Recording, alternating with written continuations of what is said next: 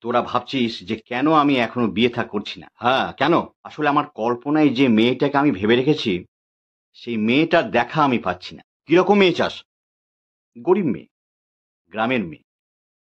সে গ্রাম থেকে শহরে আসবে একটা কাজের সন্ধানে। গোটা শহর জুড়ে সে কোথাও কাজ পাবে না। কাজ পাবে আমাদের বাড়িতে। বাবা খুব সিগারেট খায় আমার, চেইন স্মোকার। একদিন বাবার হার্ট অ্যাটাক হবে। ডাক্তার বলবে যে এই ভূভারতে এমন কেউ নেই যে আপনার বাবার হার্টের সার্জারি করতে পারে।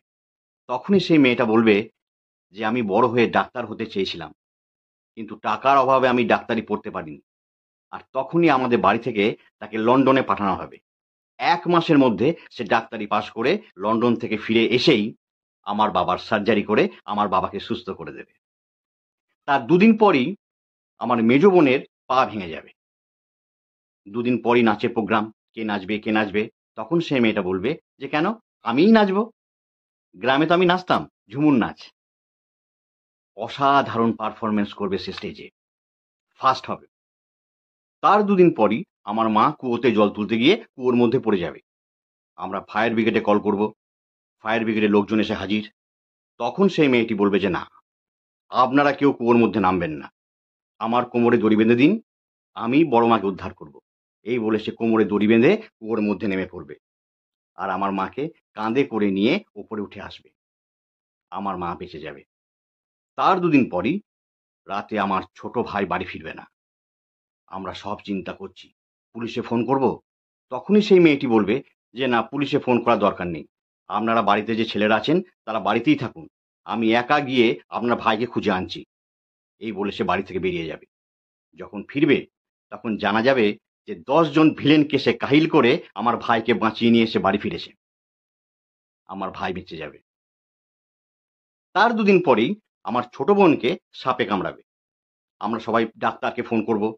সেই মেয়েটি বলবে যে, "না, ডাক্তারকে ফোন করেন না। ওঝাকে ফোন করুন।" ওঝাকে ফোন করা হবে। ওঝা বাড়িতে আসবে। দেখে বলবে, "সর্বনাশ! সাপ সাধারণত ২ টো দাঁত দিয়ে কামড়ায়। কিন্তু একে যে সাপ কামড়েছে সে ৪ টে দাঁত দিয়ে কামড়েছে। আমার পক্ষে এটা সম্ভব নয়।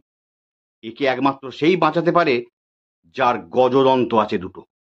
তখনই সেই মেয়েটি বলবে, "আরে! আমারই তো গজদন্ত আছে ২ টো। এই দেখুন।" এই বলে সে আমার বোনের পা থেকে সমস্ত বিষ টেনে বের করে আমার বোনকে বাঁচিয়ে দেবে। আর ইতিমধ্যেই আমার আর সেই মেয়েটির মধ্যে একটা প্রেমের সম্পর্ক তৈরি হয়ে গেছে। কিন্তু বাড়ির লোক সেটা জানে না। তাই সেই মেয়েটির সঙ্গে আমার দাদার বিয়ে ঠিক করবে। তার ২ দিন পরই সেই মেয়েটি খুঁজে বের করবে আমার দাদার বাইরে একটা বউ আছে। শুধু তাই নয়, আমার দাদার ২ টো ছেলেমেয়েও আছে। ব্যাস, আর তো কোনো কথাই নেই, কোনো বাধাই থাকলো না। শেষ পর্যন্ত সেই মেয়েটির সঙ্গে আমার বিয়ে ঠিক হয়ে গেল। কারণ আমিই গল্পের নায়ক। এইরকম মেয়ে কোথায় পাবি রে? এ তো একমাত্র বাংলা সিরিয়ালে সম্ভব। আরে তুই বাংলা সিরিয়াল দেখিস নাকি?